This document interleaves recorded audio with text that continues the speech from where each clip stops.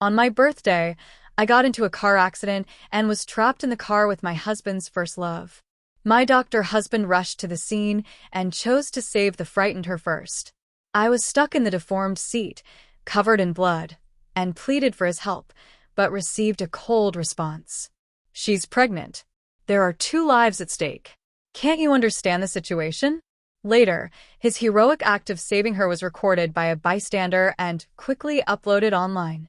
Garnering countless blessings, his friends all treated me as a joke, holding the video to my face with ill intent. Taunting, "Margaret, you won't be that petty, right?" Just off the operating table, I clutched the miscarriage notice in my hand and smiled indifferently. No, I won't. After all, this marriage, along with Bruno Liu, is something I don't intend to keep. Let her have it. Chapter 1. The moment the anesthesia wore off, the pain surged like a tidal wave. I lay in the hospital bed, pale and trembling uncontrollably, unable to withstand the searing agony in my chest that felt as if it had been pierced by a sharp weapon. In front of me, a video kept looping on my phone at the scene of a car accident. A man rescued an injured woman in time. They looked into each other's eyes amidst the fireworks, their passionate gazes blending together, picturesque and beautiful. The comment section was overwhelmed. A hero saving a beauty brought to life. So sweet. The lingering look in their eyes. Definitely true love.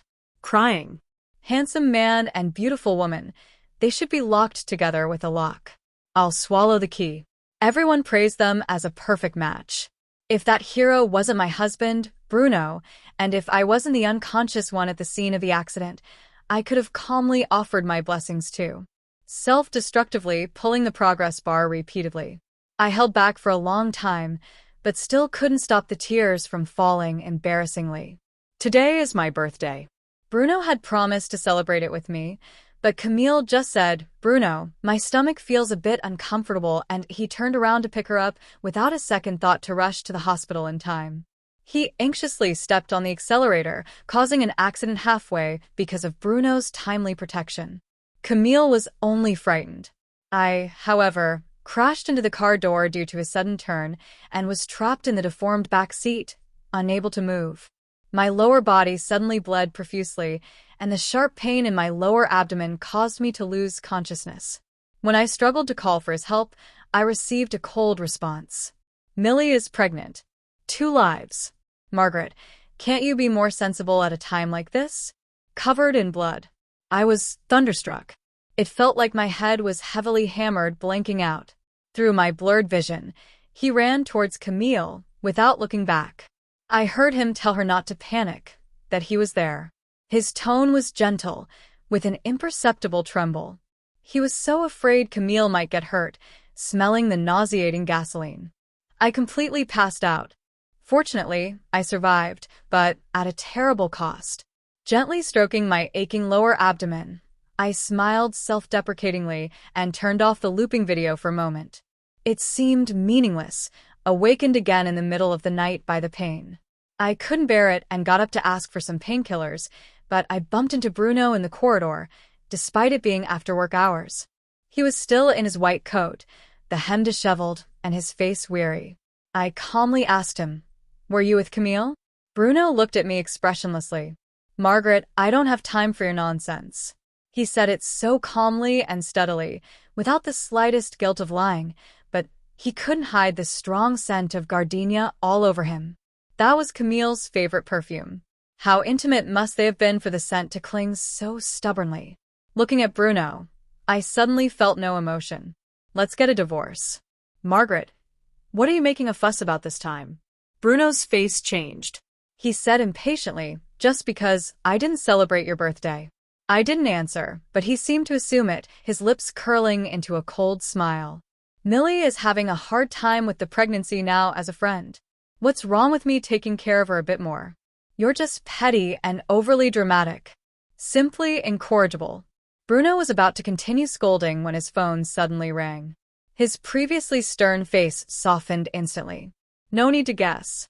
It must be Camille facing his former first love. Bruno never hesitated to show a bit of tenderness. After hanging up, he hastily threw out a sentence. I've been really busy lately. I'll make up for your birthday another day. Then he turned and left with big strides. Bruno was always like this. Every time he abandoned me for Camille, he would give me a sweet treat afterward to compensate. He couldn't see the pale hospital gown on me, not a word of concern or worry. Even though I almost died in front of him, there was not a hint of guilt. His mind and eyes were full of Camille. I used to be trapped in a self-deceptive marriage, binding myself in a cocoon, but now I am truly tired. I raised my hand to wipe away the coldness on my face, and I truly no longer felt sad. Chapter 2. No one would believe it if I said it. It was Bruno who pursued me initially.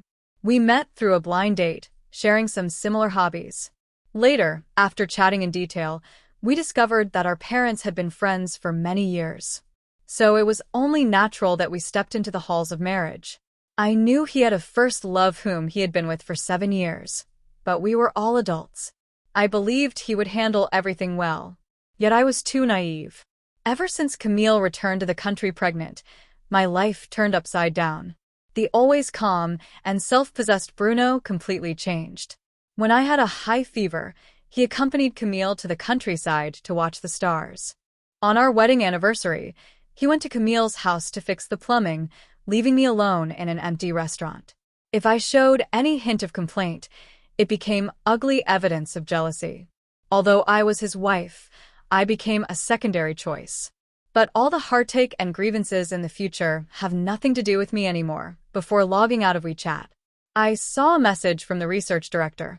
Once again, she was urging me to go abroad for further study. Actually, she had mentioned this to me as early as 6 months ago. At that time, I had politely declined because of the long 2 years and because I couldn't bear to leave Bruno. I just wanted to live a simple and stable life with him. But such a small wish Bruno couldn't fulfill for me. I took a deep breath and called the director directly. Director, son. I wanted to ask, is the opportunity for overseas training you mentioned earlier still available? Maggie, have you finally figured it out? Director's son on the other end was stunned, then happily exclaimed. Of course. I've kept the spot just for you. There's less than a month left. Can you get ready in time? I promptly made an online appointment for a divorce application. Don't worry, everything will be on time. This time, it's enough to get a divorce. Chapter 3. The next afternoon, I packed my things and called a cab to go home. By the time I got home, I was exhausted. I entered the guest room, lifted the covers, and fell into a deep sleep. I was awakened by the sound of knocking. Margaret. It was Bruno's voice, unusually. It carried a hint of urgent annoyance, unable to bear the noise. I reluctantly got up to open the door outside.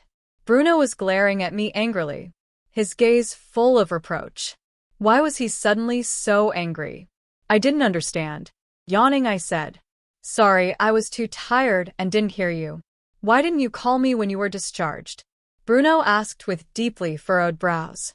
I was quite surprised. There's no need to bother you for something so trivial. A car accident injury is considered trivial. Bruno looked at me with reproachful eyes. Margaret, did you deliberately harm yourself to spite me? How could you do something so reckless? Being scolded for no reason.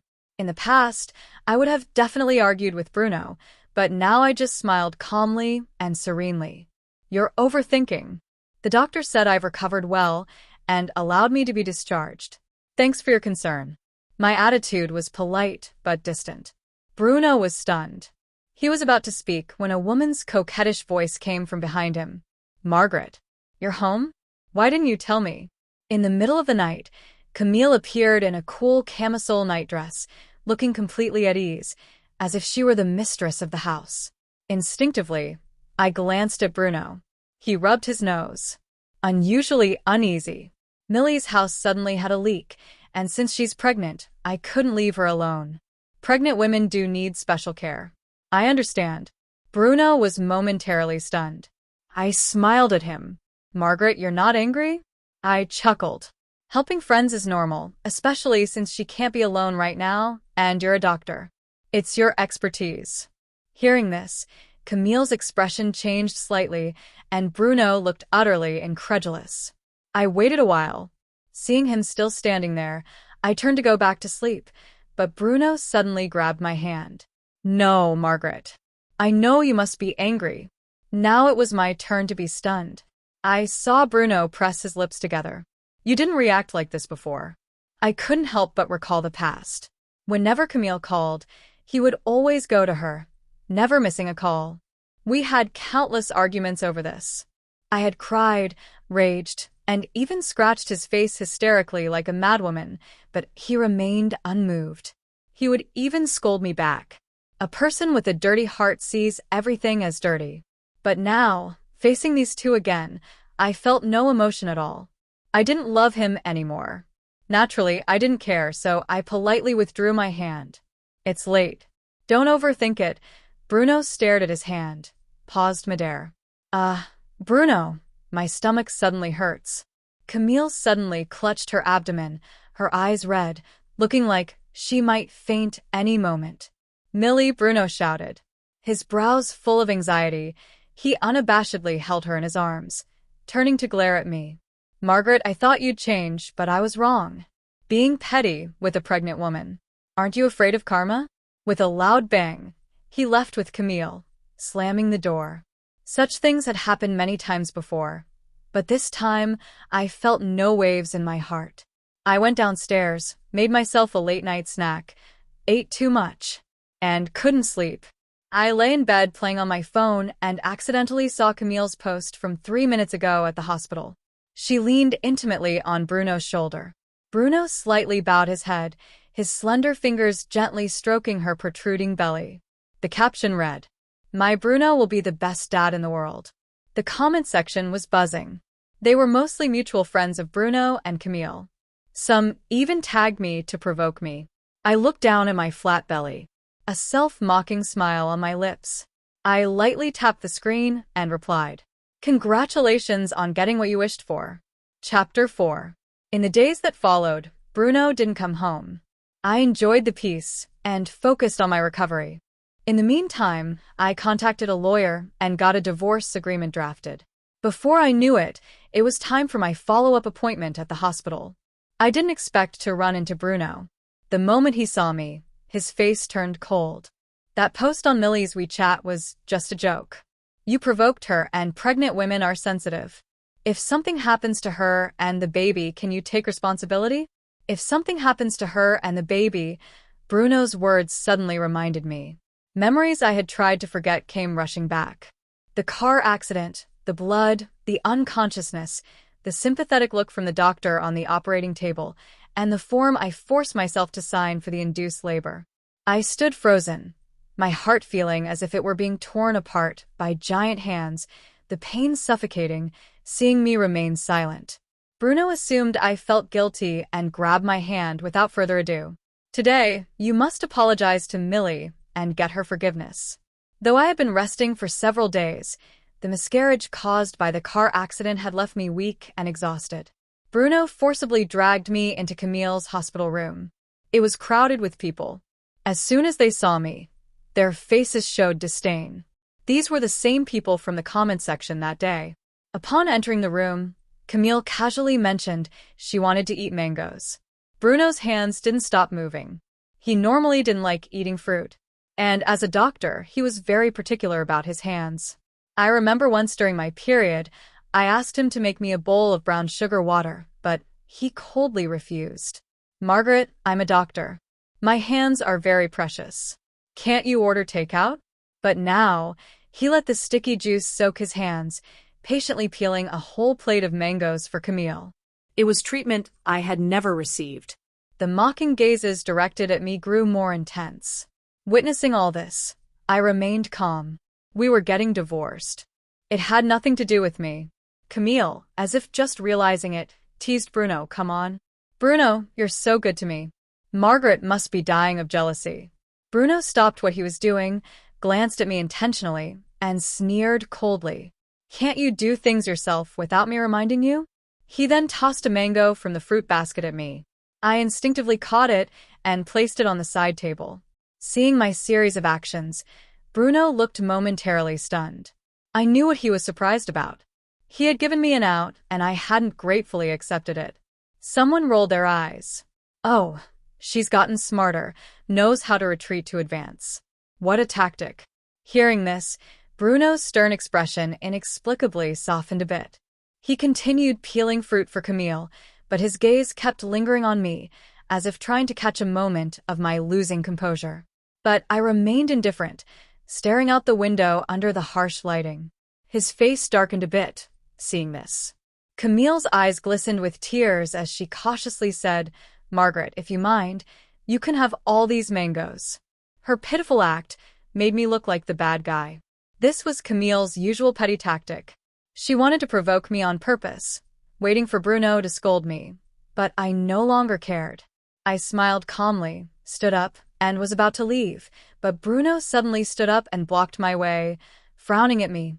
"Margaret, why aren't you angry?" What are you talking about? I looked at him in confusion. His gaze became a bit frantic. "I'm taking such good care of Millie. Doesn't it bother you?" I replied politely. "You're friends. It's reasonable to care for each other." "No, it's not reasonable." Bruno pressed his lips tightly, his eyes reddening at the corners. "Why are you ignoring me? Not getting jealous? You weren't like this before. Next to us." Camille's expression nearly broke. Bruno, what are you talking about? "Shut up," Bruno uncharacteristically shouted at Camille. Everyone was stunned. Even I was somewhat dazed. This kind of anxiety and restlessness. It used to be me. The commotion caught the attention of the ward doctor. He looked somewhat familiar. He was the doctor who had urgently treated me back then. Upon entering, he first asked me with concern, "Miss Gu, how have you been? Any more vaginal bleeding?" I hadn't had a chance to speak. "Vaginal bleeding? Margaret, do you have some kind of disease?" "Oh, should I not have asked?" Camille exclaimed in shock. She looked innocent and surprised, but her eyes were filled with malice. It even caught the attention of passers-by outside the door. The gazes directed at me were full of mockery and undisguised humiliation. But the next moment, vaginal bleeding in women, excluding pathological issues, is a normal physiological phenomenon. If you don't understand, just shut up and stop misleading people. The doctor scolded Camille, then turned to look reproachfully at Bruno. "Lou, your wife just had a miscarriage from a car accident. Her body is weak. How can you lose your temper at her, as her husband?" Chapter 5. The ward doctor didn't stay long. After a few admonishments, he left the room. But even after 5 minutes, the room remained deathly silent. Everyone's eyes kept darting between Bruno and me, but no one dared to speak. Finally, Bruno broke the silence first. "You were pregnant and had a miscarriage. Margaret, why didn't you tell me?" "There was no need. I could handle it myself." Facing his expression of shock and anger, I brushed it off lightly. That little life was gone. There was no point in saying more, seeing my indifferent expression. Bruno suddenly got angry. "Margaret, that was my child too. How can you say it was unnecessary?" His voice was hoarse, his face filled with disbelief, meeting his red-rimmed eyes. I sneered. "Are those crocodile tears?" I hadn't intended to mention the child. Our marriage was beyond saving, and a child wouldn't change that. I didn't want to disturb the child's peace or let them become a topic in a failed relationship. "But Bruno, you brought this on yourself. I don't mind cutting you with words, letting you taste the pain I felt. When the car accident happened, you were there. I was lying in a pool of blood, my knees full of glass shards, begging you to save me. Bruno, what were you doing?" Seeing Bruno's trembling eyes, I smiled lightly. "Oh, I remember. You saved Camille, who was unscathed and only a little frightened. You made your choice. So why blame me? Besides, taking a step back, Camille is pregnant. As long as you're willing, having more people call you dad wouldn't be a loss, right?" Bruno was speechless, his body trembling, his fists clenched tightly. At that moment, Camille suddenly exclaimed, "Margaret, I didn't expect you to go through something like this. As a mother myself, I know how painful it is to lose a child. You must be very sad about your miscarriage." She gently stroked her protruding belly, a seemingly sympathetic expression hiding a clear smile as compensation. "Why don't you become the godmother of my baby? Bruno cares so much about this baby. Whenever I feel uncomfortable, he gets extremely worried. If you treat this child as your own, it might ease your pain of losing yours. I always knew Camille was shameless, but I didn't expect her to be this vile. Her words ignited a long-dormant anger in me. I walked up to her bed, raised my arm high, and slapped her hard. Caught off guard. She stumbled onto the bed, holding her face in disbelief. I used to ignore you because a fly won't land on an egg without cracks. Bruno couldn't control himself. I'm not someone who teaches wives or enjoys dealing with mistresses. Your repeated provocations are childish, but you should never have insulted my child. If it happens again, it won't be solved with just a slap. I smirked, then picked up the plate of mangoes and walked up to Bruno, raising my wrist. I gently tipped the plate, pouring the fruit all over Bruno. In an instant, his clean white coat became a mess. Do you know why I didn't take the mango? I wiped away the mockery in my eyes and looked at Bruno, speaking each word clearly because I'm allergic to it. I had a reaction in front of you on our first date. If you can't even remember what your wife eats, don't pretend to care, enjoying the sight of his suddenly pale face. I laughed heartily. Stop being so hypocritical, Dr. Lou, Chapter 6. Before leaving, I casually left the divorce papers behind. Then I went for my follow-up appointment. Bruno, surprisingly stubborn, insisted on accompanying me. I don't accept the divorce. I'm your husband. Margaret, I have that right. I didn't bother arguing with him, prioritizing my health. After the examination, the attending doctor said I was recovering well. Hearing this, Bruno let out a sigh of relief. Showing a relieved expression, he then took the initiative to pay the bills and get the medication. I watched coldly. I wasn't going to refuse free labor. Even when I was about to call a cab home, he insisted on driving me. Margaret, given your condition, I'm worried. He glanced at me cautiously, as if I were a fragile porcelain doll needing careful handling. Before I could respond, an elderly lady passing by suddenly called out to him. Dr. Lou, it really is you. Dr. Lou. Seeing Bruno's surprised look, she smiled even more warmly. Don't you remember me? I was your patient when your wife was pregnant and hospitalized. I was in the bed next to hers. Oh my, I've never seen a man as wonderful as you. Dr. Lou, despite your busy schedule, you always found time to be with your wife, serving her tea, massaging her cramping legs. It made me so envious. I hope my daughter finds a husband as caring as you when she gets married. The lady rambled on. Bruno was initially stunned, then looked at me in panic. His face was full of fear and anxiety. I listened calmly, feeling the weight of Bruno's meticulous care for Camille. After chatting for a good 5 minutes, the lady finally noticed me standing there. Oh, is this one of your patients? Dr. Lou. Oh, I'm so sorry for holding you up. I smiled, but said nothing, not wanting to be associated with Bruno. We would soon be strangers after the divorce, but for some inexplicable reason, Bruno grabbed my hand, telling the lady earnestly, "No, this is my wife." "Oh, your wife. Wait, your wife." The lady's face turned from shock to disdain. In no time, her gaze towards Bruno became filled with contempt. She forced a smile, and as she turned to leave, she muttered loud enough for all to hear. Having a wife yet always hanging around a pregnant woman, he looks decent but is worse than a beast. Cheaters like him are everywhere. It's so disgusting. Oh my God, I wished for the wrong thing. My daughter will definitely find a faithful man, not someone like this. Ugh, I couldn't understand Bruno's behavior. Why create trouble for himself? Was he insane? Still, he insisted on driving me home personally. You just had a miscarriage. You need to take good care of your body or you'll suffer long-term effects.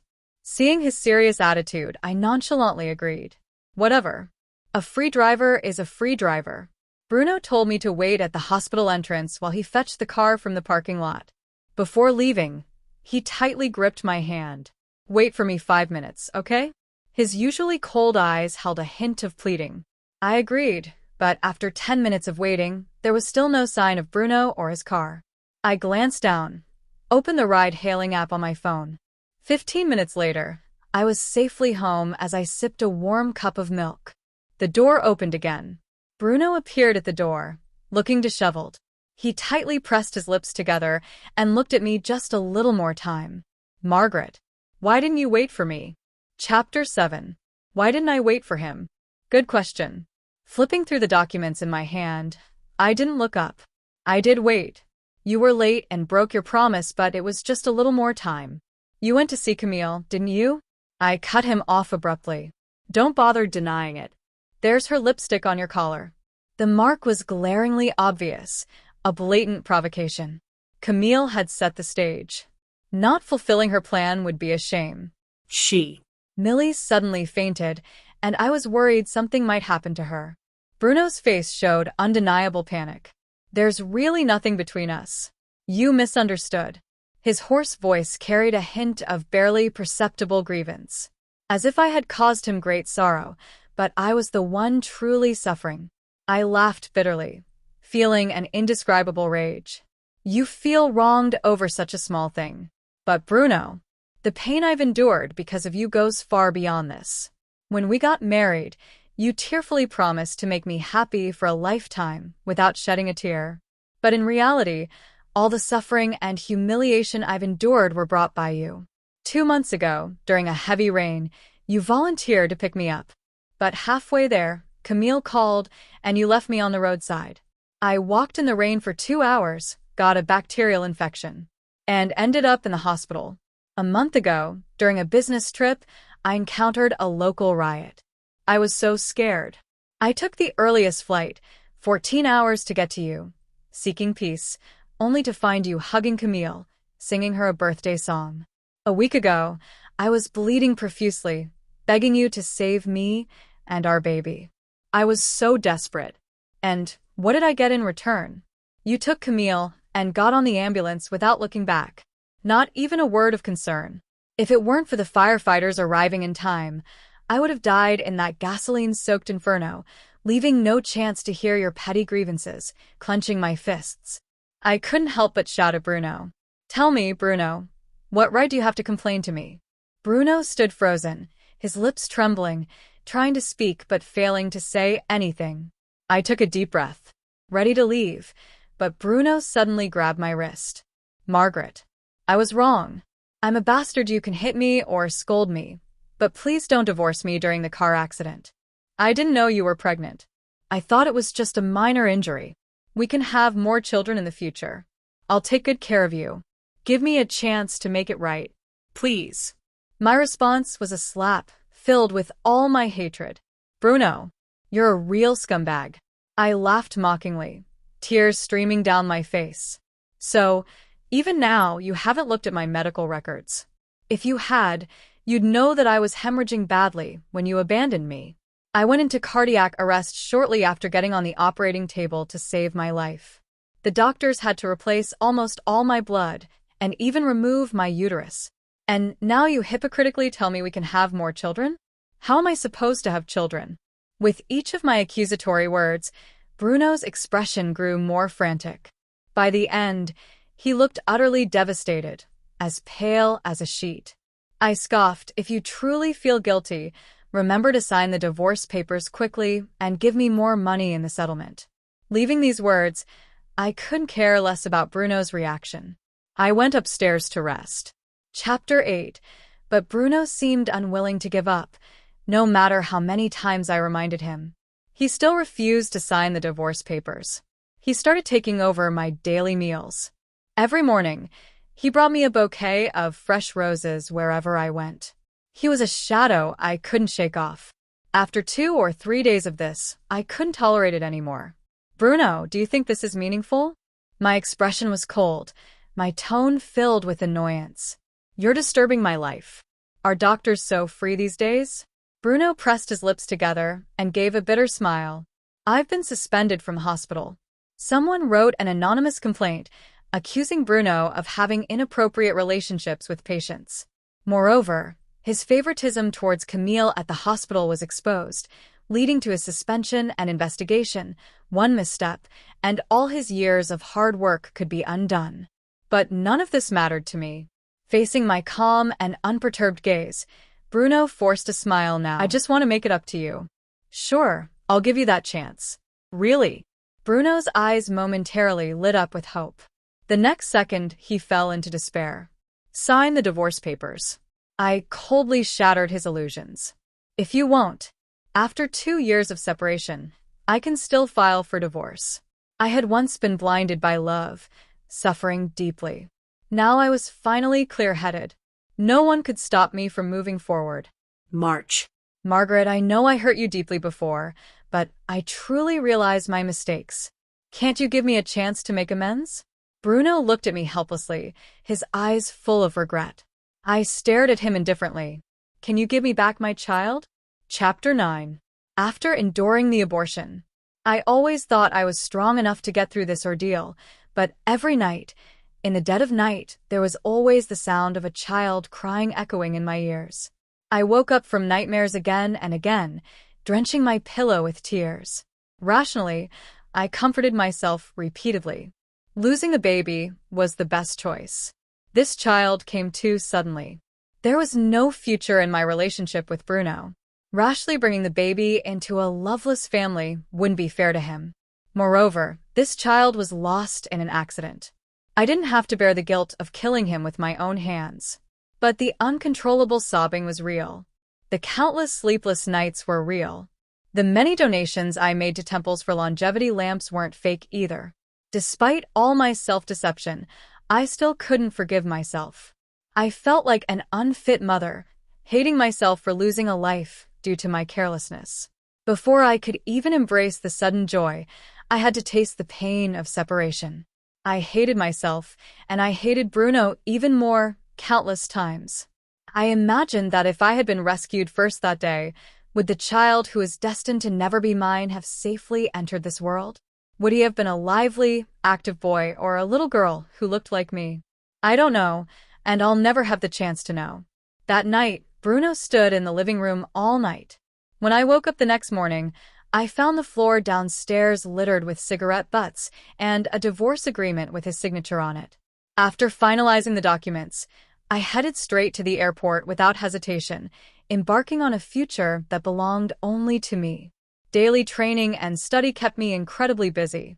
By the time I had settled down completely, half a year had passed. I reconnected with old friends back home and got an unexpected piece of gossip.